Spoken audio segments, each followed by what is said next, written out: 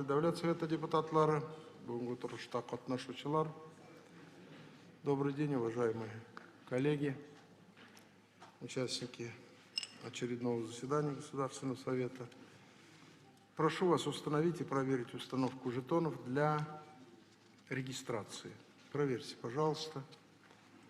Объявляется режим регистрации. Прошу зарегистрироваться.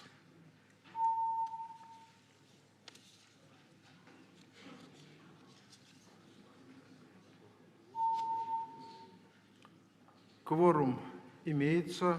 13-е заседание Государственного Совета Республики Татарстан 6-го созыва объявляется открытым.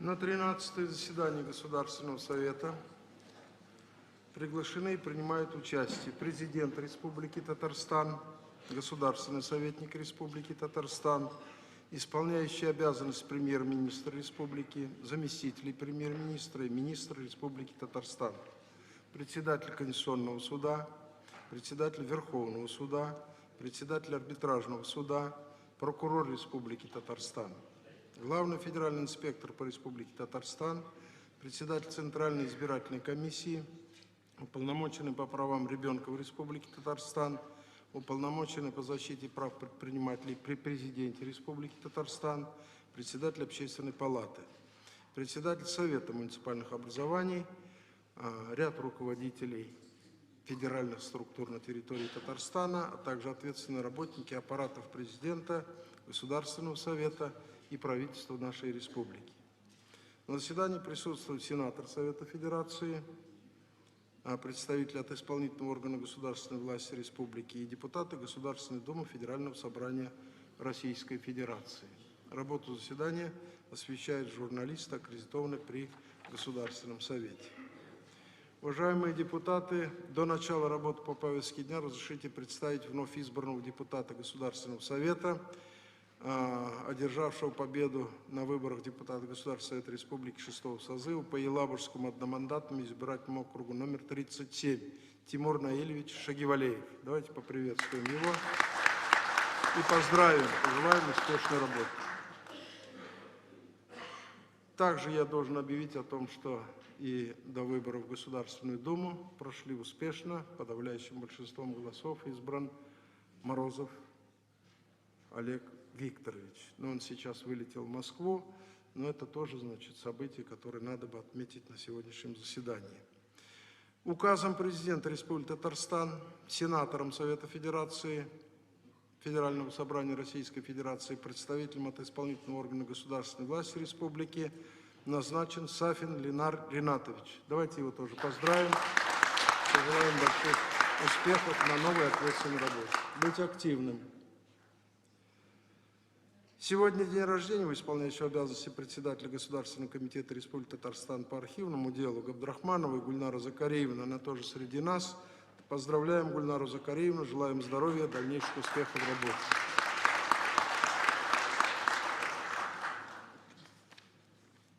На повестке дня, который у вас роздан, два вопроса в повестке дня об утверждении кандидатуры премьер-министра Республики Татарстан и второй вопрос о согласовании предложений президента о назначении заместителей премьер-министра нашей республики.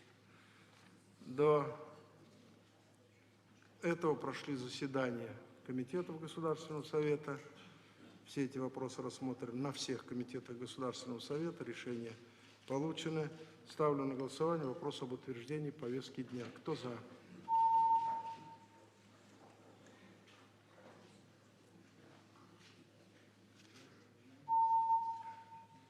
Принимается. Приступаем к рассмотрению вопросов повестки дня. Как я уже сказал, на заседаниях этот комитет был рассмотрен. Решение принято, сейчас об этом доложат. И, уважаемые коллеги, поздравляю нашего президента Рустама Нургалиевича с его избранием и инаугурацией, вступлением в должность президента Республики Татарстан, представить ему слово для представления кандидатуры премьер-министра Республики Татарстан. Пожалуйста, Рустам Нургалиевич.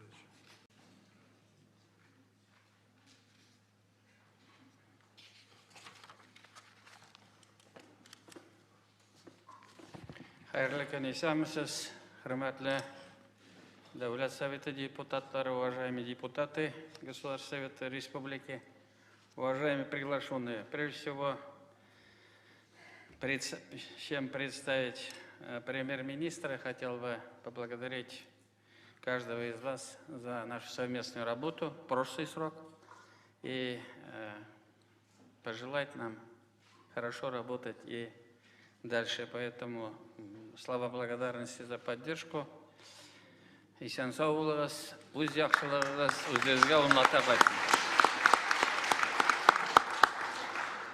В соответствии со статьей 94 Конституции Республики Татарстан представляю кандидатуру Песошина Алексея Валерьевича для утверждения на должность премьер-министра Республики Татарстан. Алексея Валерьевича знают как эффективного руководителя и успешного политика, который обладает разносторонним управленческим опытом.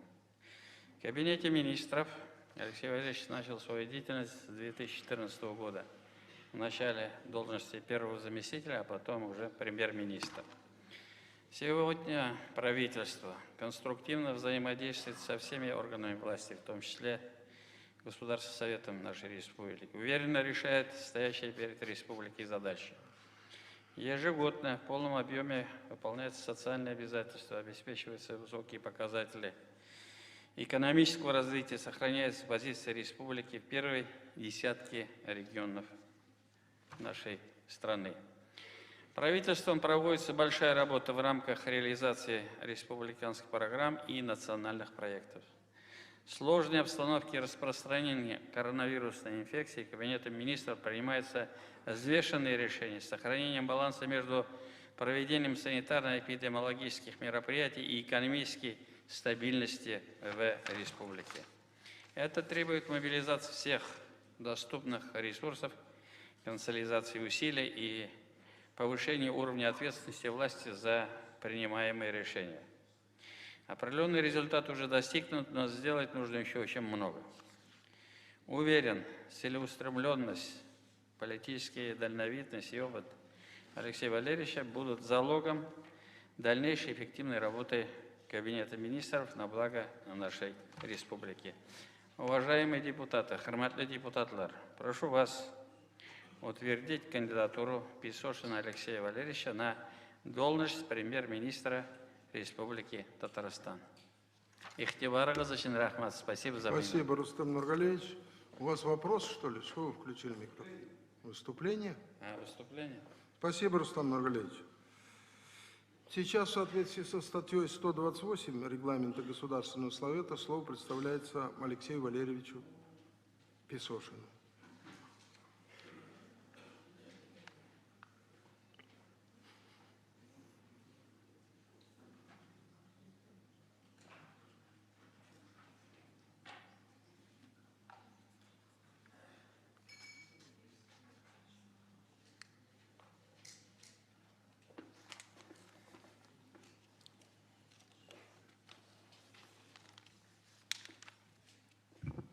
Уважаемый Рустам Нургалиевич, уважаемый Минтимир Шарипович, Фарид Хайрулович, уважаемые депутаты Государственного Совета и приглашенные, позвольте поблагодарить вас, Рустам Нургалиевич, за то высокое доверие, которое вы оказываете мне, внося мою кандидатуру на должность премьер-министра Республики Татарстан. Для меня это честь и огромная ответственность. Задана высокая планка по многим показателям, и предстоит серьезная работа по обеспечению дальнейшего устойчивого социально-экономического развития республики и повышению качества жизни татарстанцев, особенно в текущих условиях. Каждый присутствующий здесь прекрасно понимает, с какими новыми вызовами столкнулся мир в этом году. Вынужденные режимы жестких ограничений в части самоизоляции в связи с распространением новой коронавирусной инфекции, приостановка деятельности целых секторов экономики и отдельных предприятий с нарушением схем поставок сырья и товаров, безусловно, не могли не отразиться на темпах развития республики. Для недопущения резкого спада в экономике, сохранения уровня жизни татарстанцев совместно с федеральным центром реализованы комплексные меры стабилизации ситуации в реальном секторе, малом и среднем бизнесе и поддержки населения. Это и налоговые льготы, и субсидирование затрат, и повышение размеров пособий, представление льготных займов, реструктуризация кредитов и многое другое. Все это позволило сохранить производство и рабочие места, избежав значительного падения индекса промышленного производства и темпов строительства. Вместе с этим мы наблюдаем сокращение в таких системообразующих отраслях экономики республики, как нефтедобыча, в том числе за счет ограничений по соглашению ОПЕК+, в химическом производстве в связи с падением общемирового спроса, в машиностроении из-за закрытия границ и нарушения кооперационных цепочек, в энергетике. Общее падение ВРП республики за 7 месяцев составило 1,5%. По имеющимся прогнозам, в текущем году падение валового внутреннего продукта в целом по стране можно достигнуть 3,9%. На заседании правительства республики 11 сентября были рассмотрены прогнозы социально-экономического развития и консолидированного бюджета Республики Татарстан до 2023 года. В рамках запланированных на 2021 год экономических параметров стоят непростые задачи по росту ВРП на уровне 103,9%, индекса промышленного производства 105,2%, инвестиций в основной капитал на уровне 104,5%. Безусловно, сегодня необходимо сохранить экономический потенциал республики, но более важно его приумножить. Для реализации таких планов потребуется дальнейшая консолидация усилий органов власти и бизнеса по стабилизации и развитию промышленности, созданию высокотехнологичных производств и новых рабочих мест. Я напомню, что в стратегии 2030 поставлена задача превысить объем ВРП республики в 5 триллионов рублей к 2030 году. Для этого крупнейшие предприятия Татарстана по добыче и переработке нефти и газа, авиастроению, автомобилестроению, судостроению, энергетике по производству полимеров широкого спектра продуктов химического синтеза продолжают реализацию инвестиционных проектов. Не исчерпан потенциал особых экономических зон Алабуга и Иннополис, 5 территорий опережающих социально-экономического развития и 100 промышленных площадок и промпарков, включая Камский индустриальный парк «Мастер» и Технополис «Химград», обеспечивающих привлекательные экономические условия для отечественных и зарубежных партнеров. Я напомню, что Татарстан входит в 5 регионов-лидеров по основным макроэкономическим показателям. Это результат работы всех поколений татарстанцев. Нужно сохранить этот тренд и продолжить поиск новых точек роста. Только такой подход позволит Татарстану оставаться одним из лидеров в стране. В бюджетной сфере с учетом текущих тенденций первоочередными задачами является мобилизация доходов в запланированном объеме, безусловное финансирование первоочередных социально значимых и текущих расходов, а их доля в бюджетном прогнозе составляет порядка 77%. Также необходимо обеспечить жесткую финансовую дисциплину и эффективность исполнения бюджета, продолжив оптимизационные мероприятия, чтобы за те же средства получать максимальный эффект. Главным приоритетом в Татарстане всегда являлась и должна оставаться забота о комфорте и благополучии каждого жителя республики, вне зависимости от места его проживания в городе или селе. Везде должны быть равные возможности и высокое качество жизни. На это нацелены национальные проекты и республиканские программы, в том числе по капитальному ремонту и строительству объектов здравоохранения, школ, сельских клубов, лагерей, проекты развития общественных пространств, парков и скверов, проект «Наш двор» и многие другие. О ходе реализации данных программ буквально недавно, в марте этого года, в этом зале заслушался соответствующий отчет о деятельности исполнительных органов государственной власти республики.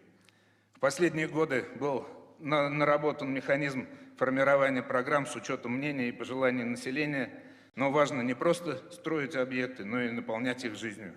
Только в этом случае можно считать, что средства были эффективны и рационально израсходованы. Требуется постоянная инвентаризация программ, их актуализация, исходя из реальных потребностей и поступающих запросов от населения. Уважаемый Рустам Нугаевич, Фарид Харулович, уважаемые депутаты Государственного совета и приглашенные, в завершении своего выступления хочу заверить, что со своей стороны готов приложить все силы и опыт для работы в команде вместе с коллегами, депутатским корпусом, муниципальными образованиями для эффективного и слаженного выполнения задач, которые перед нами ставит президент Республики Татарстан для достижения благосостояния нашей республики. Надеюсь на вашу поддержку. Спасибо большое. Коллеги, спасибо. Можете присаживаться, Алексей Валерьевич. Мне доложили, что на комитетах были вопросы, которые интересовали наших депутатов. Можно поаплодировать.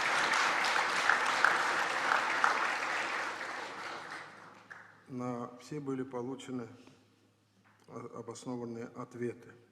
Я представляю слово для содоклада председателю Комитета Государственного совета Хабибуллину Альберту Галимзяновичу.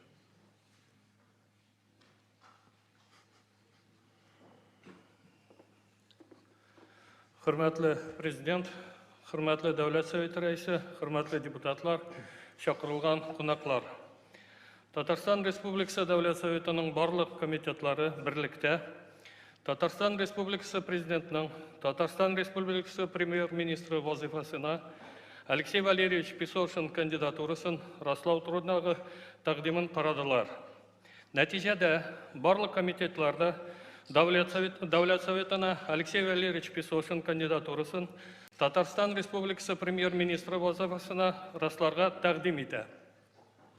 Devlet Soветі регламентінің 129 статьясы негізінде Премьер-министр кандидатурасын раслау турындағы мәселе, әгер Devlet Soветі тауыш беруінің башқа тәртібін белгілемесе, яшырын тауыш беру білән хәл ителә. Хөрмәтле Фарид Харулович, комитетларның бүгінгісі ортақ отырышыларында депутатлар фикірләшіп, Премьер-министр кандидатурасын электрон тауыш беру системасын кулланып, ашык тауыш беру белән расларга тәкъдим итә. Һәм бу тәкъдимне сезнең карауга кертәбез. Регламент мондый мөмкинлек бирә. Әлеге тәкъдимне хуплауыгызны сорыйбыз. Рахмат. Присаживайтесь, пожалуйста. Спасибо. Консолидированное мнение комитетов, который рассмотрел этот вопрос в повестке дня. И свое предложение они вынесли о том, чтобы утверждение кандидатуры премьер-министра провести открытым голосованием. Я думаю, надо его поддержать. Кто за это предложение, прошу проголосовать.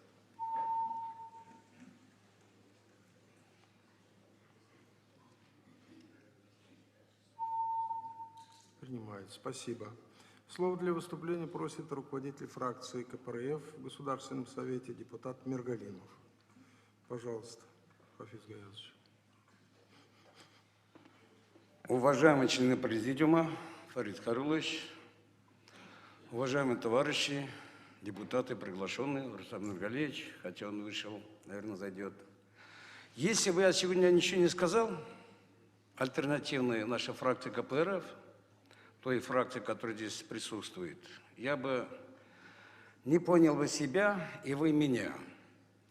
Мы тоже фракция КПРФ в течение 5 лет принципиально, объективно, конструктивно, порой на спорах работали тем правительством, которое шло в отставку, которое сегодня формируется.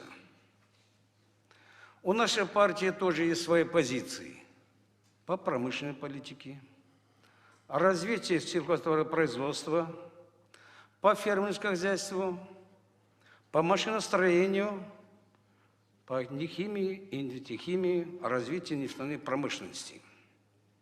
Это во-первых. Во-вторых, уважаемые товарищи, тогда, когда я баллотировался кандидатом на должность президента 5 лет тому назад, вот Рустам Нургалиевич здесь, он меня принял и взял те вопросы, проблемы, которые не ставятся порой муниципальной властью. Мы же понимаем, всем кажется, чтобы было хорошо. Те вопросы, которые касаются медицины, образования, решения социальных вопросов и многие-многие другие. В течение 5 лет из 43 вопросов почти 17 решены, а 12 – это объекты. Я не стану их перечислять, вы их прекрасно знаете. Буинск – баня, Черемшанский район – 12 километров асфальтированной дороги, благодаря Татнефти, внебюджетных средств. Сейчас строится деревня Каюка в Зеленодольском районе. 155-местный товарищ Штыгин, ДК культуры, а вы хотели 50. В Черемшанском районе офтальмология и другие вопросы. Это говорит о том, что тогда, когда и наша фракция, находя точки соприкосновения правительством, я благодарен Рустаму Нургалиевичу, хотя я здесь порой поднимаюсь, Фарид Харулович меня критикует, пока по протоколу попадем к президенту, уже время уходит. Я благодарен президенту, каждый раз принимает при всех, тогда, когда уже последняя инстанция гарант Конституции. В-четвертых, уважаемые товарищи, в ходе выборов мы получили многие обращения, заявления граждан. Правительство, которое сегодня формируется, и вице-премьеры, и министры, и другие ведомства тоже вы должны обратить внимание. Я не скажу о том, что министры не принимают. Принимают, выслушивают, слушают, и по мере возможности или тактически, или стратегическим планированием, так или иначе, чаяния наших избирателей находят отражение.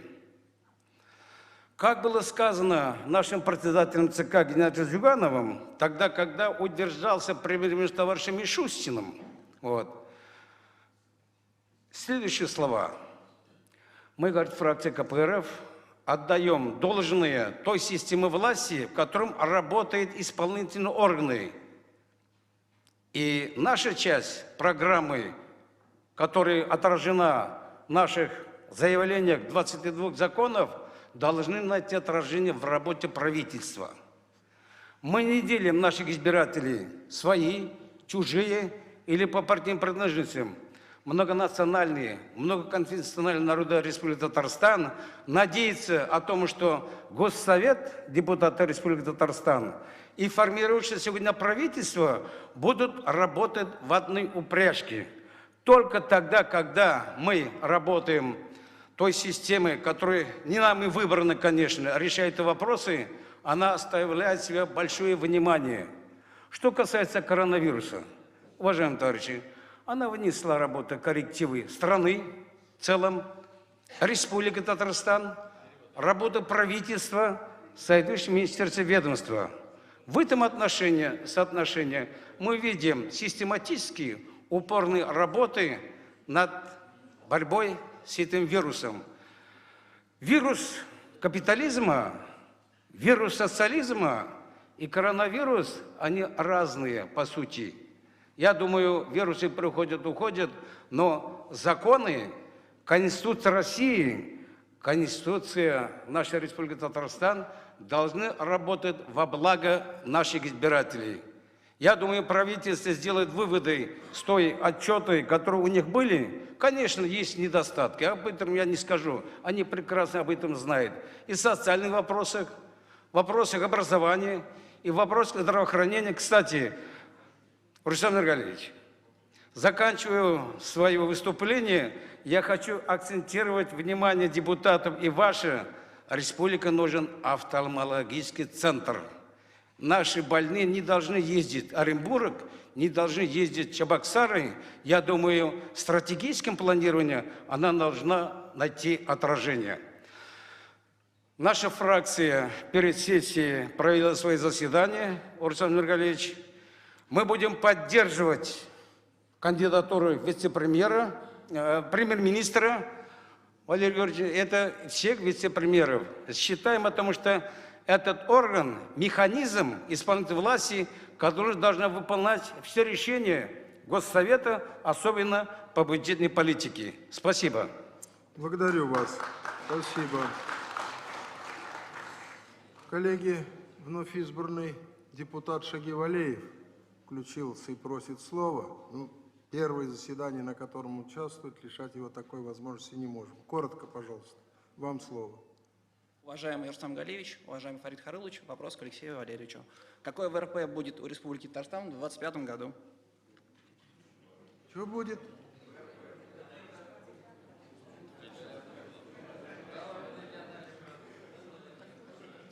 Алексей Валерьевич, вы поняли вопрос? Мы прогноз, конечно, сейчас обсуждали до 2023 года. Ну, как будет складываться ситуация на уровне 2,8, 3. Спасибо. Коллеги, достаточно? Я думаю, надо консолидированно. Микрофон включите, Рустам Нургалиевич. Я думаю, что если стабилизируется, не менее 3 триллионов, вот такую задачу ставить 25-й, не менее. Но все будет зависеть от многих факторов. Чтобы границы открыли, рынки открылись, стабилизация ОПЕК, плюс свою задачу выполнить. Вообще мы должны были побольше. Этот год нас немножко подсадил, поэтому не меньше 3. Вот такую задачу ставим. Коллеги, буду ставить на голосование подготовленный проект постановления Государственного совета об утверждении премьер-министром Республики Татарстан Алексея Валерьевича Песошина. Прошу проголосовать.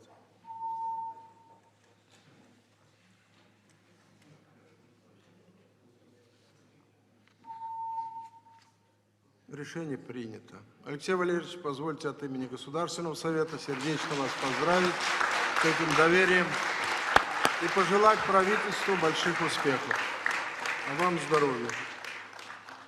Спасибо.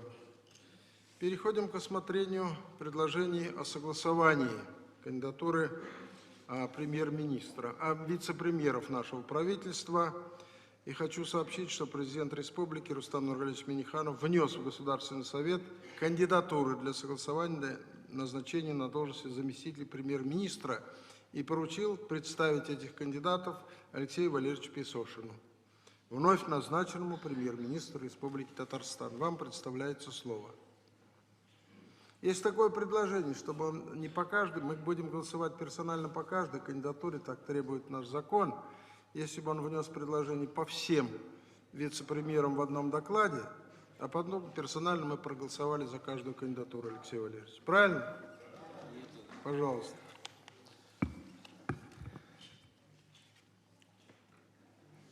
Уважаемые депутаты Государственного Совета, позвольте вначале кратко проинформировать вас, что в структуре исполнительных органов государственной власти и Кабинета министров Республики Татарстан в соответствии с указом президента произошли изменения.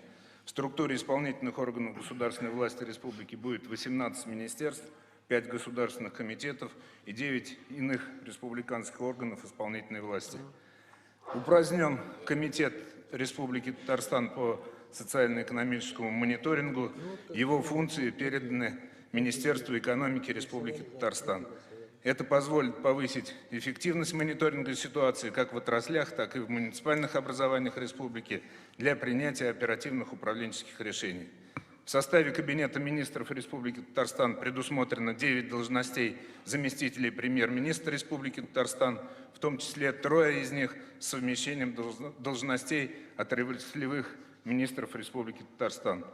Статусом заместитель премьер-министра Республики Татарстан наделена должность министра экономики республики, при этом должность министра образования и науки сохраняется без статуса вице-премьера. Теперь позвольте перейти к представлению кандидатов. Коллеги, есть вопросы в этой части? Нет. Давайте тогда персонально, значит, будем по предложению Алексея Валерьевича рассматривать каждую кандидатуру. Пожалуйста. Уважаемые депутаты Государственного Совета и приглашенные, в соответствии с поручением президента Республики Татарстан Рустама Гагаевича Минниханова, вношу на согласование Государственного Совета Республики Татарстан кандидатуру Нигматуллина Рустама Камильевича на должность первого заместителя премьер-министра Республики Татарстан. В непосредственной обязанности Рустама Камильевича на должности первого заместителя премьер-министра Республики Татарстан входит контроль деятельности исполнительных органов государственной власти в рамках реализации национальных проектов, в том числе организации межведомственного взаимодействия госорганов, задействованных в реализации одного проекта, что является основой для достижения заданных целей. В 2019 году на реализацию национальных проектов в республике направлено 27 миллиардов 400 миллионов рублей. Благодаря реализации национальных проектов построены 2 школы, продолжается строительство еще 4, построено 30 детских садов, обустроено 54 общественных пространства, развивается система сельских клубов, муниципальных библиотек, виртуальных концертных залов, спортивной инфраструктуры.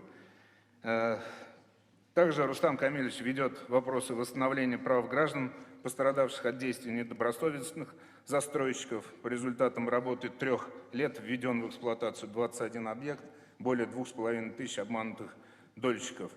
Оказание помощи пострадавшим вкладчикам. На сегодняшний день выплаты достигли 2 миллиардов рублей. Помощь была оказана около 7 тысяч вкладчиков.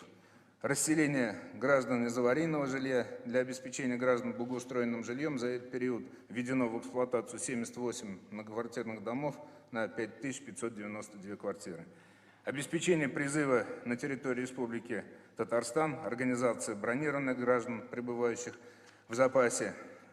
Кроме того, Рустам Камильевич является председателем таких комиссий, как правительственная комиссия по профилактике правонарушений, Республиканская межведомственная рабочая группа по разработке и формированию программы «Наш двор», Республиканская межведомственная комиссия по вопросам повышения и уровня жизни населения, Республиканская межведомственная комиссия по охране труда, трехсторонняя комиссия по регулированию социально-трудовых отношений.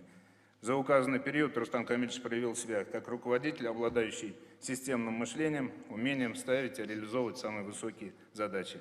Уважаемые депутаты, прошу вас поддержать кандидатуру Нигматуллина Рустама Камильевича и согласовать его назначение на должность первого заместителя премьер-министра Республики Татарстан. Спасибо. Вопросов не поступило по этой кандидатуре. Я еще раз хочу по предложению комитетов поставить предложение комитетов о том, чтобы мы согласование производили тоже открытым голосованием через электронную систему голосования, так как кандидатуру премьер-министра. Кто за это предложение, прошу проголосовать.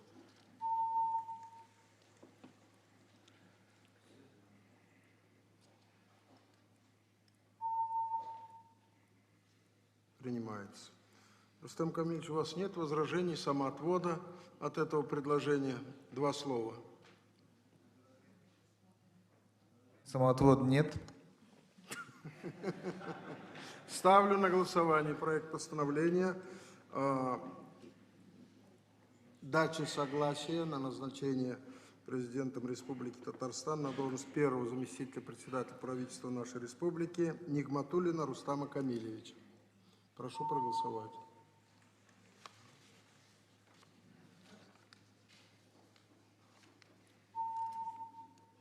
Принимается. Давайте поздравим с этим доверием и пожелаем успехов, Рустам Камильевич. Далее, пожалуйста. Уважаемые депутаты, вношу на согласование Государственного совета Республики Татарстан кандидатуру Фазлеевой Лейлы Ринатовны для назначения на должность заместителя премьер-министра Республики Татарстан. В непосредственные обязанности Фазлеевой Лейлы Ринатовны на должности заместителя премьер-министра входит решение вопросов социальной сферы. Осуществляется повышение эффективности текущей деятельности социальных служб, введение новых подходов в реализации задач, поставленных правительством Российской Федерации и Республики Татарстан. Под руководством Лейлы Ринатовны осуществляется реализация в Республике Татарстан национальных проектов демография, образование, культура, здравоохранение, направленных на повышение качества жизни граждан, обеспечение устойчивого естественного прироста, увеличение продолжительности жизни и снижение смертности населения трудоспособного возраста, поддержки и продвижения культурных инициатив. В настоящее время Лейла Ринатовна возглавляет 28 правительственных комиссий и рабочих групп по вопросам функционирования социальной сферы и осуществляет взаимодействие с общественными организациями. По ее инициативе в республике создана единая структура социально-психологической помощи населению, основанная на межведомственном информационном взаимодействии всех субъектов профилактики и оказания психологической помощи. Также Лейла Ринатовна в ежедневном формате осуществляет работу республиканского штаба по противодействию распространению новой коронавирусной инфекции. Слаженные усилия и взвешенные решения позволили сдержать широкое распространение заболеваний на территории нашей республики. За время работы Фазлеева Лейла Ринатовна зарекомендовала себя как эффективный и грамотный руководитель с системным подходом в реализации поставленных задач. Уважаемые депутаты, прошу вас поддержать кандидатуру Фазлеевой Лейлы Ринатовны и согласовать ее назначение на должность заместителя премьер-министра Республики Татарстан. Коллеги, есть вопрос, я вижу. Аминов Ильшат Юнусович, пожалуйста, ваш вопрос. Уважаемая Лейла Ринатовна, Аминов, Единая Россия. Я знаю, что в сферу вашей ответственности входит и Министерство образования. Просто хочется пожелать вам энергии, терпения, сил для защиты двух государственных языков Республики Татарстан, полилингвального образования, а также национальных языков Республики Татарстан. Спасибо. Спасибо. Гафуров Ильшат Равкатович. Спасибо. Алексей Валерьевич, наверное, вопрос больше к вам, поскольку, когда вы перечисляли все, что входит в координацию Лейлы Ринатовны, не была озвучена программа «Национальная наука». Это, наверное, просто упущение, да? Да, это не полный доклад просто, это выступление Хорошо. короткое. То есть наука тоже здесь будет. Спасибо большое. Договорились. Ставлю на голосование подготовленный проект решения о согласовании кандидатуры Фазлеевой Лейлы Ринатовны, представленной президентом, на должность заместителя премьер-министра Республики Татарстан. Прошу коллег проголосовать.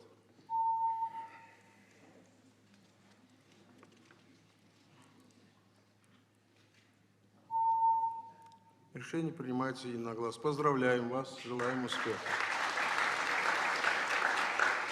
Следующая кандидатура коллега Шейх Разиева представляет. Уважаемые депутаты, вношу на согласование Государственного совета Республики Татарстан кандидатуру Шахразиева Василия Габдулгаязовича на должность заместителя премьер-министра Республики Татарстан. В рамках своих полномочий Василий Гаязович курирует межнациональные, межконфессиональные вопросы, вопросы реализации законодательства Республики Татарстан на государственных языках, а также взаимодействие с национальными общественными организациями. В 2017 году на 6-м съезде Всемирного конгресса татар он был избран председателем Национального совета Милис-Шура Всемирного конгресса татар. За период его руководства вышли на новый уровень такие мероприятия, как форумы «Деловые партнеры Татарстана», Всероссийский форум татарских религиозных деятелей, Всемирный форум татарской молодежи, Федеральный и Всероссийский сельский сабантуй. По инициативе Василия Габдулгаязовича ежегодно проводятся окружные заседания с активом татарских общественных организаций в федеральных округах Российской Федерации. С 2015 года он курирует работу по подготовке и проведению празднования столетия образования Татарской автономной Советской Социалистической Республики. Благодаря его деятельности налажено конструктивное взаимодействие государственных, общественных и религиозных структур, что в свою очередь позволяет нашей республике оставаться одним из социально устойчивых субъектов России. Василий Габдулгаязович является грамотным, эффективным руководителем, имеющим заслуженный авторитет в республике и за ее пределами. Уважаемые депутаты, я прошу вас поддержать кандидатуру Шахразиева Василия Габдулгаязовича и согласовать его назначение на должность заместителя премьер-министра Республики Татарстан. Благодарю вас. Коллеги, вопросов нет. Могу поставить на голосование подготовленный проект решения о согласовании данной кандидатуры, которую президент представил на должность вице-премьера нашего правительства. Кто за это предложение, прошу проголосовать.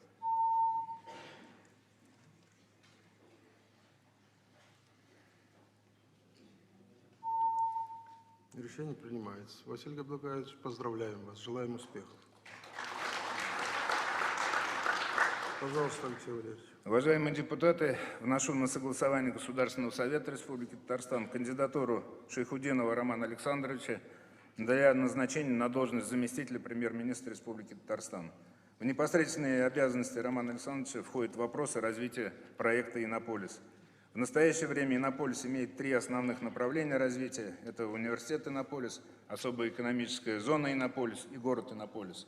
В прошлом году «Иннополис» вошел в федеральную повестку развития России как один из эффективных инструментов, направленных на достижение национальных целей, определенных президентом Российской Федерации. По результатам оценки эффективности за 2019 год, проводимой Министерством экономического развития Российской Федерации, особая экономическая зона технико-внедренческого типа «Иннополис» показала наибольшую эффективность среди всех технико-внедренческих зон Российской Федерации. На 1 июля 2020 года инвестиции резидентов и партнеров достигли почти 24 миллиардов рублей. Налоговые отчисления 3 миллиардов 100 миллионов рублей. Положительная динамика развития проекта достигнута при непосредственном участии Романа Александровича, который выстроил эффективное взаимодействие с федеральными органами исполнительной власти, госкорпорациями и институтами развития. За время работы на должности заместителя премьер-министра Республики Татарстан он зарекомендовал себя как эффективный и грамотный руководитель. Уверен, что и в дальнейшем темпы роста, динамики развития проекта «Иннополис» будут только нарастать. Уважаемые депутаты, прошу вас поддержать кандидатуру Шайхутдинова Романа Александровича и согласовать его назначение на должность заместителя премьер-министра Республики Татарстан. Благодарю вас. Также вопросов не поступило. Естественно, мы очень тесно работали и с этим вице-премьером. Буду ставить на голосование решение о согласовании данной кандидатуры, представленной на должность вице-премьер-министра Республики Татарстан. Прошу проголосовать.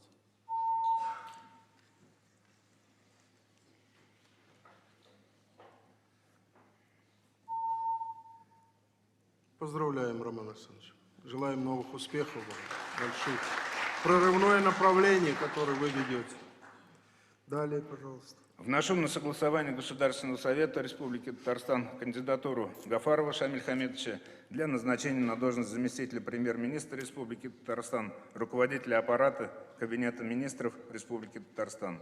В должности руководителя аппарата Кабинета министров Шамиль Хамидович долгое время вносит большой вклад в обеспечение деятельности правительства республики и организацию контроля за выполнением принятых правительственных решений. Проделана огромная работа по установлению деловых и культурных связей правительства республики с федеральными органами государственной власти, правительственными организациями многих регионов России, а также международным сообществом. Под его руководством работали штабы по подготовке и проведению 27-х Всемирной летней универсиады 2013 года, 16-го чемпионата мира по водным видам спорта в 2015 году, чемпионата мира по футболу ФИФА 2018 года, 45-го мирового чемпионата по профмастерству 2019 года. Благодаря его профессиональным качествам, проницательности, знанию положения дел на местах и в реальном секторе экономики налажено эффективное взаимодействие исполнительных органов государственной власти, органов местного самоуправления, промышленных предприятий и деловых кругов республики. Шамиль Хамидович является полномочным представителем Кабинета министров в Государственном совете республики, председателем Межведомственного координационного комитета по правовым вопросам, заместителем председателя правительственной комиссии по обеспечению безопасности дорожного движения. По результатам проводимой работы снижены все основные показатели состояния аварийности, усовершенствование федерального законодательства в части лицензирования деятельности по перевозкам пассажиров и иных лиц автобусами. Под непосредственным руководством Шамиля Хамидовича проведена работа по приведению водоохранных зон в нормативное состояние. Также Шамиль Хамидович осуществляет руководство Межведомственной комиссии по реализации мероприятий по сокращению задолженности по налогам в консолидированный бюджет Республики Татарстан и по реализации пилотного проекта по применению специального налогового режима в виде налога на профессиональный доход на территории Республики Татарстан. Так, с момента реализации эксперимента зарегистрировались самозанятыми более 79 тысяч жителей республики и более 8,5 тысяч жителей других регионов страны, выбравших в качестве места своей деятельности Татарстан. Шамиль Хамидович обладает богатым опытом управленца, способен решать задачи любой сложности. Уважаемые депутаты, прошу вас поддержать кандидатуру Шамиля Хамидовича Гафарова и согласовать его назначение на должность заместителя премьер-министра Республики Татарстан, руководителя аппарата Кабинета министров Республики Татарстан. Благодарю вас. Вопросов также, коллеги, нет, тем более действительно он контактирует с Государственным советом по поручению правительства и президента, официальный представитель от органов исполнительной власти. Мы находим многие решения в совместных дискуссиях, в совместной работе. Ставлю на голосование предложение президента о согласовании кандидатуры Гафарова Шамиля Хамитовича.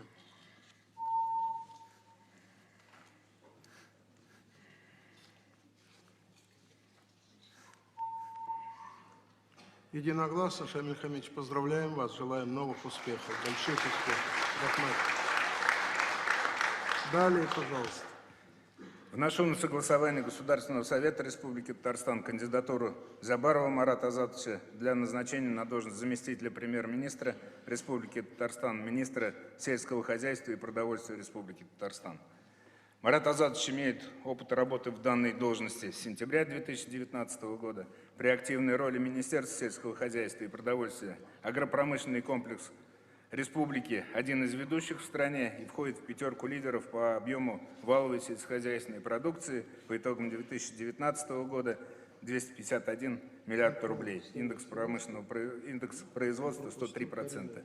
Марат Азатович проводит целенаправленную работу по реализации государственной политики и управлению агропромышленным комплексом республики, улучшению инвестиционного климата в сельском хозяйстве, поддержке малого и среднего бизнеса и развитию крестьянских фермерских хозяйств, финансированию инновационных программ. Несмотря на экономическую ситуацию в стране в связи с новой коронавирусной инфекцией, в республике удалось обеспечить эффективную работу системы агропромышленного комплекса и сохранить положительную динамику его развития, обеспечить продовольственную самодостаточность республики и программу импортозамещения сельскохозяйственной продукции, продолжить развитие как крупных сельскохозяйственных предприятий, так и малых форм хозяйствования в сельской местности. Марат Азатович, несомненно, пользуется большим авторитетом среди руководителей агропромышленного комплекса. Уважаемые депутаты, прошу вас поддержать кандидатуру Зябарова Марата Азатовича и согласовать его назначение на должность заместителя премьер-министра Республики Татарстан, министра сельского хозяйства и продовольствия Республики Татарстан. Благодарю вас. Марату Азатовичу вопросов также нет, коллеги. Надо обязательно поддержать эту кандидатуру единогласно, поскольку в этом году успехи в сельскохозяйственном секторе экономики, особенно по зерновым, рекордные для последних лет. Заслуга в этом его немалая. Ставлю на голосование проект постановления по согласованию кандидатуры на должность вице-премьера Республики Татарстан Марата Азатовича Зябарова.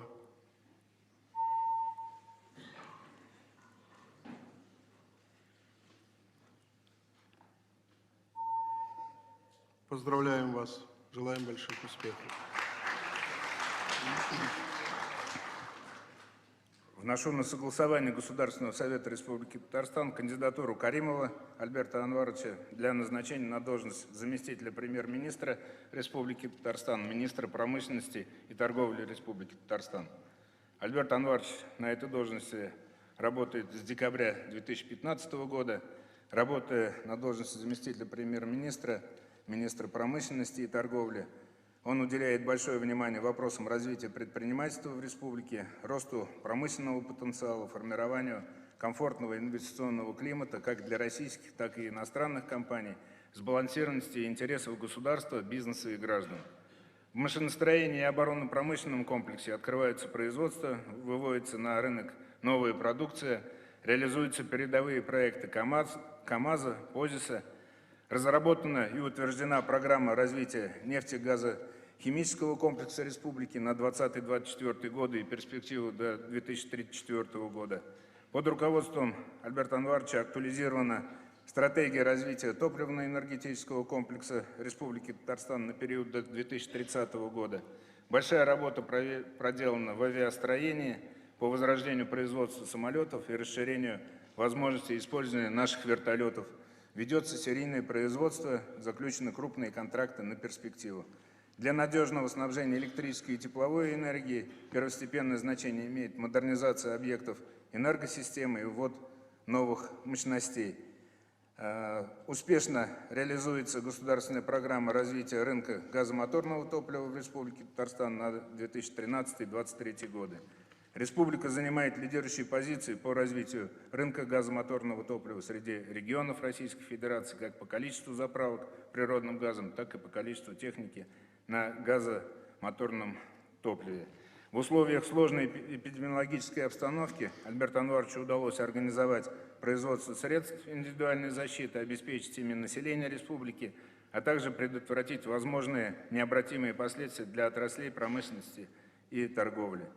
Под руководством Альберта Анваровича проведена большая работа по включению предприятий республики в перечень системообразующих организаций в целях получения федеральных мер поддержки. На текущий момент в данный перечень вошли 45 республиканских предприятий. В рамках поддержки системообразующих организаций промышленные предприятия республики получили свыше 5 миллиардов рублей. Уважаемые депутаты, прошу вас поддержать кандидатуру Каримова Альберта Анваровича и согласовать его назначение на должность заместителя премьер-министра Республики Татарстан, министра промышленности и торговли Республики Татарстан. Спасибо, Алексей Валерьевич. Каримов Альберт Анварович, полную характеристику премьер-министром дана. Я думаю, она будет поддержана. Ставлю на голосование проект постановления о даче согласия на назначение вице-премьером правительства Республики Альберта Анваровича Каримова. Прошу проголосовать.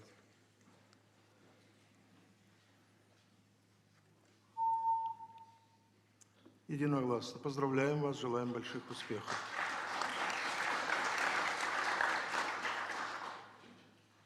Вношу на согласование Государственного совета Республики Татарстан кандидатуру Шагиахметова Мидхата Равкатовича для назначения на должность заместителя премьер-министра Республики Татарстан, министра экономики Республики Татарстан.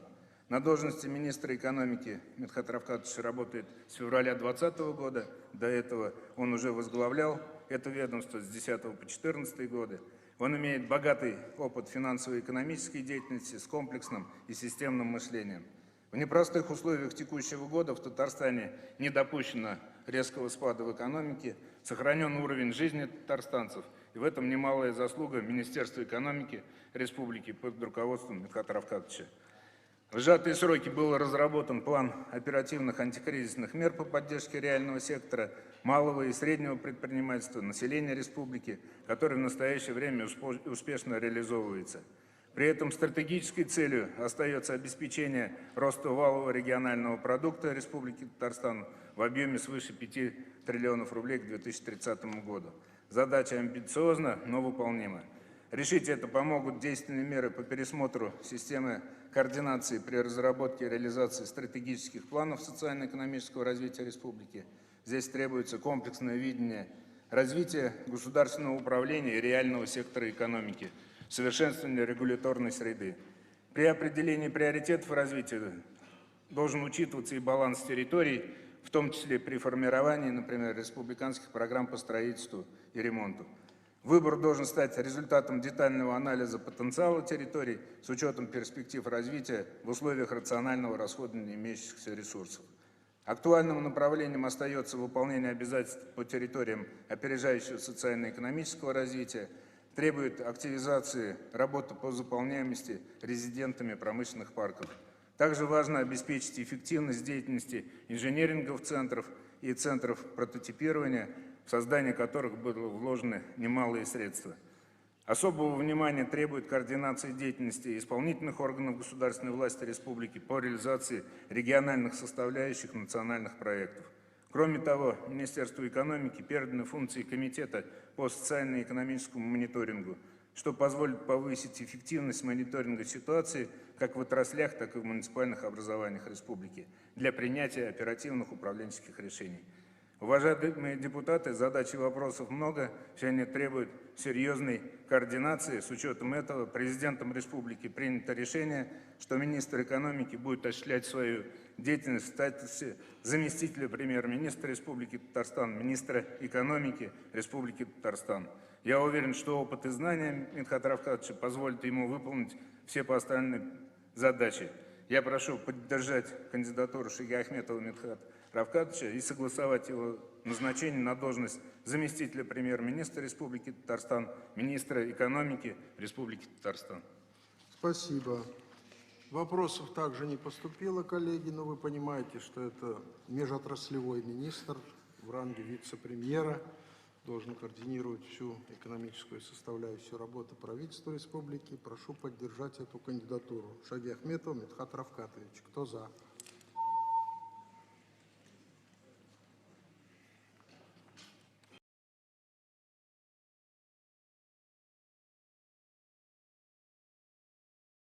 Назначен в октябре 2013 года. За годы работы полномочным представителем в Российской Федерации он внес большой вклад в укрепление экономического, общественно-политического потенциала Республики Татарстан как на всероссийском, так и на международном уровне. Под руководством Равиля Калимуловича представительством обеспечивается взаимодействие органов государственной власти Республики Татарстан с федеральными органами государственной власти, органами государственной власти города Москвы и Московской области по вопросам, представляющим интерес для Республики Татарстан. В российской столице масштабно проходят ежегодные дни культуры Татарстана, регулярно проводятся различные культурные мероприятия, выставки, концерты, вечера памяти, презентации. Равиль Калимулович активно участвует в работе Координационного совета региональных землячеств при правительстве Москвы. Особое внимание в своей деятельности он уделяет сохранению традиций, исторического и культурного наследия, уважению и межконфессиональной толерантности народов Российской Федерации, развитию культурных связей с государствами ближнего и дальнего зарубежья. Уважаемые депутаты, прошу вас поддержать кандидатуру Ахметшина Равиля Калимуловича и согласовать его назначение на должность заместителя премьер-министра Республики Татарстан, полномочного представителя Республики Татарстан в Российской Федерации. Благодарю вас. Вот он здесь, Равиль Калимулович, действительно большую работу в Москве проводит по объединению усилий всех министерств и ведомств, оказанию содействия в решении задач по поручению президента, по поручению премьер-министра. Ну, главная задача все татар Москвы объединить, значит, для согласованного взаимодействия с Конгрессом татар, значит, нашей республики, чтобы было очень понимание, дружба и согласие в работе. Ставлю на голосование подготовленный проект решения о согласовании кандидатуры Ахметшина Равиля Калимуловича.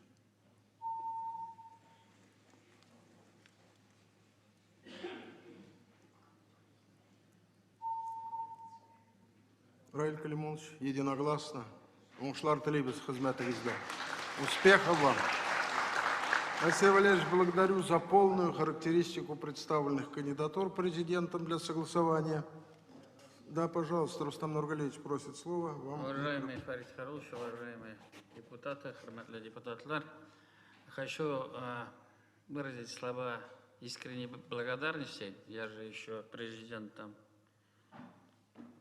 3 часа или сколько прошло? больше уже. Да, уже вот с вашей стороны такая мощная поддержка и премьер-министра, и вице-премьеров. Я уверен, что вот уже первый шаг очень правильный, что мы в одной лодке и будем работать, несмотря даже к какой партии кто относится, мы должны работать во благо нашей республики, его жителей. во благо того, чтобы наша страна, Российская Федерация, была сильной, мощной. Поэтому искренние слова благодарности. Бигзур Ахмад Хаммагзгада, Исян Соболовыз, Матурушлягыз. Біздің яқтан да ниндей мәселелер болар, бірге хал иттербіз. Рахмат сізге. Спасибо. Бигзур Ахмад.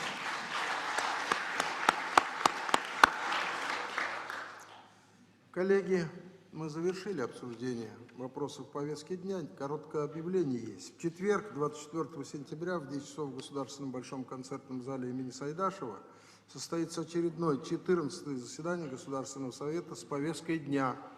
Ежегодное послание президента Республики Татарстан Государственному совету Республики Татарстан о внутреннем и внешнем положении республики.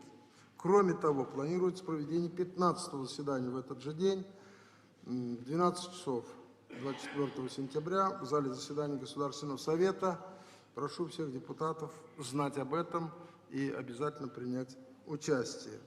Членов Президиума Государственного совета и председателей комитетов через 10 минут подняться прошу в зал заседания Президиума Государственного совета. Нам необходимо рассмотреть вопросы очередного заседания. Хочу поблагодарить всех участников, которые участвовали в этой большой и очень важной работе по формированию правительства нашей республики. И я тоже с радостью хочу сказать, Рустам Нургалиевич, что мы с правительством на одном дыхании во всех вопросах решаем задачи вместе. Быть активными, быть друг другу поддержкой – залог наших успехов в этом. Повестка дня 13-го заседания Государственного совета рассмотрена полностью. Предложение вношу закрыть заседание. Прошу проголосовать.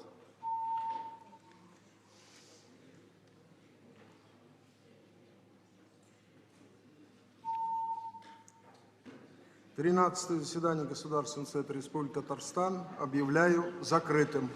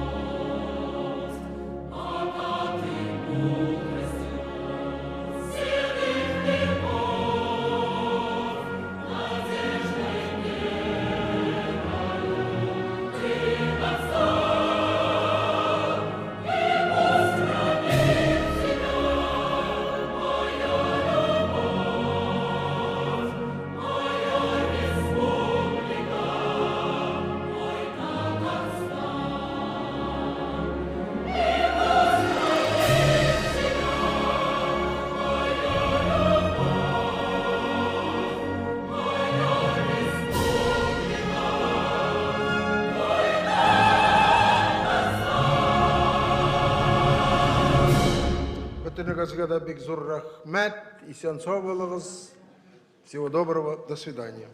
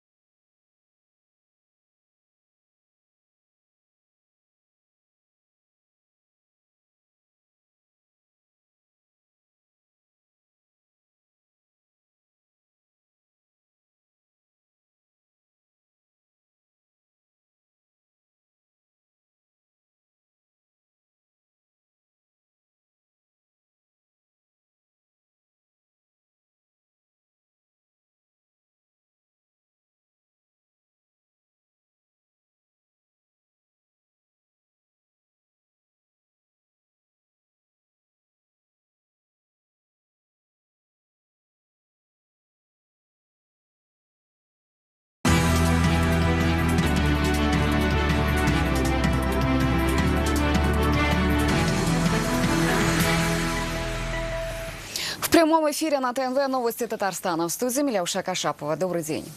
Главное событие сегодня – церемония вступления в должность избранного президента Татарстана. Инаугурация Рустама Минниханова прошла в 10 часов утра в Большом концертном зале имени Салиха Сайдашева.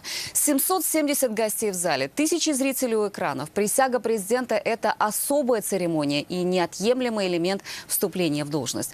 Поздравить Рустама Минниханова приехал вице-премьер России Марат Хуснуллин, заместитель полномочного представителя президента России в ПФО Олег Машковцев. Детали главного политического события года у Зарины Ахметовой. Прошу всех встать.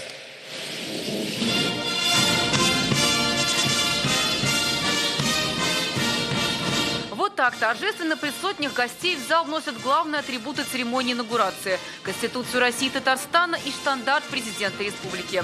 В этот момент к зданию БКЗ на новом Ауру Сенат подъезжает Рустам Минниханов. Он даже перед торжеством работает, тестирует новый автомобиль, который с этого года будут собирать в Алабуге. И в этом он весь. Его высокая работоспособность и многозадачность уже никого не удивляет. В главном зале Рустама Минниханова встречают стоя и под громкие аплодисменты. Тут же избранный народом президент Татарстана приносит присягу на 2 языках. В тексте 70 слов на русском и татарском. Ни одной заминки и пауз, но волнение читается на лице президента. Выступление занимает ровно минуту, но в каждом слове ответственность. Торжественно клянусь верно служить народу Республики Татарстан, обеспечивать права и свободы граждан, государственный суверенитет Республики Татарстан, соблюдать Конституцию Российской Федерации, Конституцию Республики Татарстан и законы Республики Татарстан, добросовестно выполнять возложенные на меня высокие обязанности президента Республики Татарстан. Президент вступил в должность. Первым его поздравили федеральные руководители. Заместитель председателя правительства Марат Хуснуллин не только зачитал поздравления от премьер-министра России Михаила Мишустина, но и вспомнил свой период работы в команде Минниханова. Многие годы вы успешно возглавляете республику. Во многом благодаря вашему профессионализму, ответственности, энергии Татарстан динамично развивается, занимает ведущие позиции по многим социально-экономическим показателям и уровню инвестиционной привлекательности. Когда я начинал работать, вы меня пригласили, было тяжело, и вы мне говорите: знаешь, Марат, за нашу работу, скорее всего, спасибо не скажут. И я хочу сказать, что вы своей работой действительно смогли достигнуть такого положения республики, что жители вам говорят спасибо. Вам говорят жители, вам говорят люди, которые приезжают. Сегодня Татарстан – один из лидеров Приволжского федерального округа по созданию инновационных производств. Здесь активно развивается наука, готовятся квалифицированные кадры. Впереди много работы. Зная ваш характер и твердую волю, убежден, что успех будет неизменно сопутствовать вам и вашей сплоченной и высококвалифицированной команде. Поздравительные телеграммы президенту в торжественный день прислали федеральные руководители и министры, главы регионов дружественных республик. Символично, что эти выборы проходили в год столетия ТАССР. Избирая президента республики, мы держали ответ за свой вклад в новую историю Татарстана, отметил Минтимир Шаймиев. Он подчеркнул, победа – это признание результативной работы. Мы с вами хорошо знаем о наших достижениях в экономике, инновационном развитии, культуры, спорте и так далее. Безусловно, для удержания высокой планки развития от всех нас с вами, уважаемый Рустам Нургалиевич, потребуется немало усилий и умений. Желаем вам здоровья, терпения, выдержки. Работать вы умеете. В добрый путь. От имени промышленников вступлением на новый срок президента поздравил генеральный директор Татнефти. Наиль Маганов отметил, что за последние 10 лет удалось сохранить и приумножить потенциал республики. Смелые, но вместе с тем взвешенные решения, Рустам Нургалиевич, они помогают нам решать важнейшие задачи по развитию нашей компании. Вспоминаю, как когда принималось решение о создании новой нефтепереработки в Татарстане, у нас так ручки подрагивали, коленки подгибались, но вы, как настоящий лидер, стали во главе, повели команду вперед, и сегодня мы имеем красавец-завод. Не хватит пальцев на руках перечислять все. Это выводит нашу республику на передовые позиции среди остальных субъектов Российской Федерации. Коллеги из других регионов, от Камчатки до Калининграда, от Астрахани до Мурманска нам по-хорошему завидуют и приезжают к нам учиться. Еще много пожеланий звучало в адрес избранного президента. После ответное слово взял сам Рустам Минниханов. Он напомнил, что видение будущего отражено в стратегии Татарстана 2030. Ее основа – развитие человеческого капитала, создание благоприятных условий для жизни с опорой на экономику. Вступая в должность президента Республики Татарстан, в первую очередь хочу поблагодарить многонациональный народ республики, наших избирателей за оказанное доверие. Считаю необходимым отметить, что предложения, которые прозвучали в ходе президентских и муниципальных выборов, обязательно будут учтены. Принимая выбор татарстанцев, полностью осознаю свою ответственность за судьбу республики перед каждым жителем. Наше видение будущего отражено в стратегии социально-экономического развития Татарстана до 2030 года. 5 лет назад на этой трибуне я озвучил ее главную задачу – развитие человеческого капитала. Сегодня республика по праву считается одним из привлекательных мест для жизни. В завершении церемонии, которая длилась ровно час, Рустам Минниханов спустился в зал и вручил букет цветов своей супруге и обнял сына. Вместе с семьей под аплодисменты он отправился на работу. Очередная пятилетка для него началась. Зарина Ахметова, Данил Филатов, Адель Мендубаев, ТНВ, Казань. Перед инаугурацией Рустам Минниханов в своем инстаграм обратился к татарстанцам и поблагодарил всех, кто принял участие в выборах президента. Добрый день, дорогие друзья. Искренне благодарен всем, кто принял участие в выборах. Отдельная благодарность тем, кто за меня проголосовал. Бигзур Ахмед Бариозгада, Бергабулык и Сянсовулык. Рахмат сизге. По указу президента Кабинет министров сегодня сложил свои полномочия. На заседании Госсовета определился премьер-министр и его замы. Именно им в ближайшие 5 лет предстоит работать в высшем органе исполнительной власти и отвечать за основные направления развития Татарстана. Премьер-министр республики вновь стал Алексей Песошин. Его кандидатуру предложил Рустам Минниханов. Представляю кандидатуру Песошина Алексея Валерьевича для утверждения на должность премьер-министра Республики Татарстан. Алексея Валерьевича знают как эффективного руководителя и успешного политика, который обладает разносторонним управленческим опытом. Для меня это честь и огромная ответственность. Задана высокая планка по многим показателям, и предстоит серьезная работа по обеспечению дальнейшего устойчивого социально-экономического развития республики и повышению качества жизни татарстанцев. Также стало известно, что министр транспорта и дорожного хозяйства республики Ленар Сафин указом президента Татарстана назначил сенатором Совета Федерации Федерального собрания России от исполнительных органов государственной власти республики. Какие еще изменения произошли в составе Кабинета министров, мы сейчас спросим у Рамиля Шайдуллина. Он работает в Госсовете. Рамиль, здравствуй. Чем завершилось заседание Госсовета? Да, добрый день, Милявша. Минуту назад завершилась, наверное, одна из самых интересных сессий Госсовета, в том плане, что сегодня здесь представили имена тех, кто вошел в обновленный состав Кабинета министров республики, а именно премьер-министр республики и его заместителей. Как уже было сказано, депутаты утвердили кандидатуру, предложенную президентом республики Рустамом Миннихановым, кандидатуру премьера республики Алексея Песошина. После последовали выступления депутатов, и слово взял сам вновь назначенный глава правительства.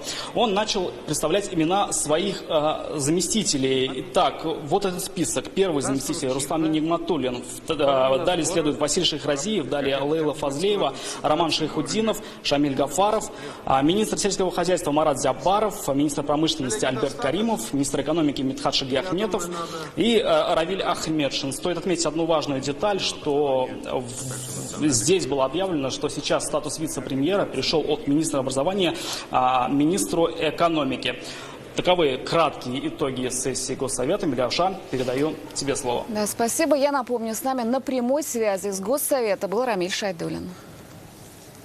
И сегодня вечером в честь инаугурации президента Татарстана Казанская телебашня зажжется цветами государственного флага республики. Иллюминация 180-метровой вышки начнется в 7 вечера и продлится до 10 часов утра.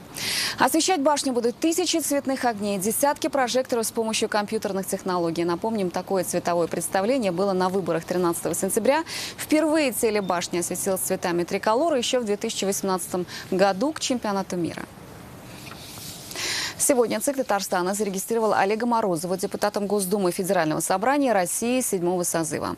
Удостоверение об избрании ему вручил председатель Центра избиркома Андрей Кондратьев. Напомним, Олег Морозов получил наибольшее число голосов на довыборах по Нижнекамскому избирательному округу. Его поддержали более 73% избирателей. Итоги голосования за остальных кандидатов сейчас на ваших экранах.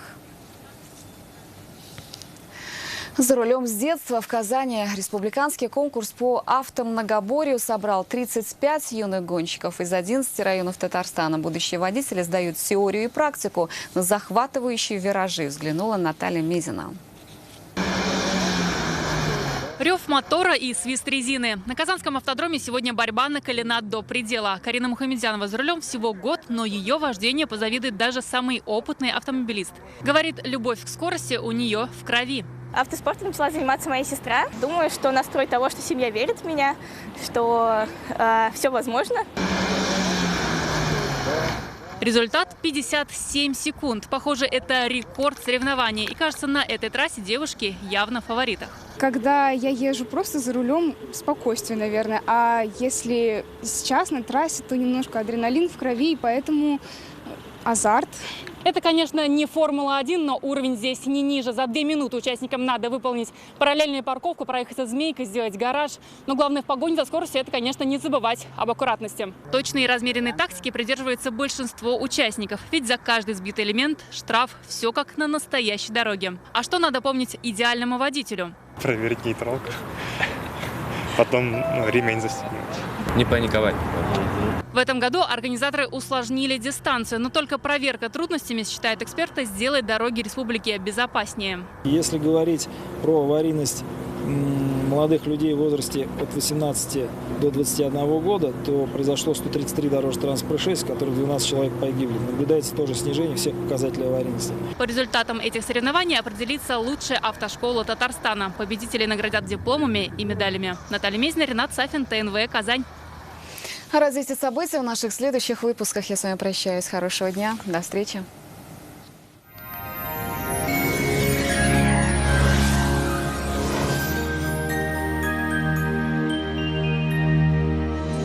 Здравствуйте! Осень проявляет свой характер. И снова ожидаются дожди и похолодание. Более подробнее о погоде чуть позже. Компания «Данил Мастер» работает в прежнем режиме с соблюдением всех правил безопасности. Не откладывайте заказ и радуйтесь своей новой кухне или шкафу-купе уже сейчас. Звоните 2-167-166. «Данил Мастер» с заботой о вас. По данным сервиса «Яндекс.Погода», на юго-востоке в Бугульме, Бавлах, Азнакаево 19 сентября ожидается очередное похолодание, а также не обойдется без дождей. Дневная температура плюс 12-14. На северо-востоке, в Нижнекамске, Набережных Челнах, Елабуге небо заволокут дождевые тучи. Пройдут осадки, а температура понизится. На севере Татарстана, в Агрызе, Менделеевске, Актаныше переменная облачность, пройдут осенние дожди. Не забывайте зонты и одевайтесь теплее. Значительное похолодание и в Арске, в Кукмаре, Балтаси. Тут также облачно и дождливо. Синоптики обещают всего 11 градусов выше нуля. На юго-западе, в Болгаре, Држаном, Буинске будет пасмурно и сыро. Осень все увереннее заявляет о своих правах и в центральных районах, в Чистополе, в Альметьевске, Мамадыше. Тут также облачно, дождливо и прохладно. Холодный атмосферный фронт принесет в наши края новые порции осадков и заметное похолодание. Температурный фон продолжит понижаться. Федеральная сеть медицинских центров «Доктор Ост». Лечение самых сложных заболеваний позвоночника и суставов без боли и хирургического вмешательства. За 12 лет в 10 городах России врачами клиники отменено более 39 тысяч операций. Лучший протез – тот, что остался в упаковке. Мы беремся восстановить сустав даже на стадии некроза, без операций, с помощью передовых технологий. Приходите в «Доктор Ост». Убедитесь, Вернуть сустав к жизни можно в любом возрасте. Чтобы экономить на такси, переходи на Диди. Скачай приложение или закажи по телефону. Чтобы экономить на такси, переходите на Диди. Новый сервис заказа такси теперь доступен жителям Казани. Скачайте приложение или закажите поездку по телефону 210 400. В субботу в Казани ожидается облачная и дождливая погода. Ночью +7, а днем воздух прогреется до 12 градусов выше нуля. Ветер северо-западный, умеренный. Атмосферное давление ниже нормы, 744 миллиметра ртутного столба, влажность воздуха 83%. В магнитном поле Земли без заметных возмущений. О погоде все. В студии была Лейла Латыпова. Всего хорошего и до свидания.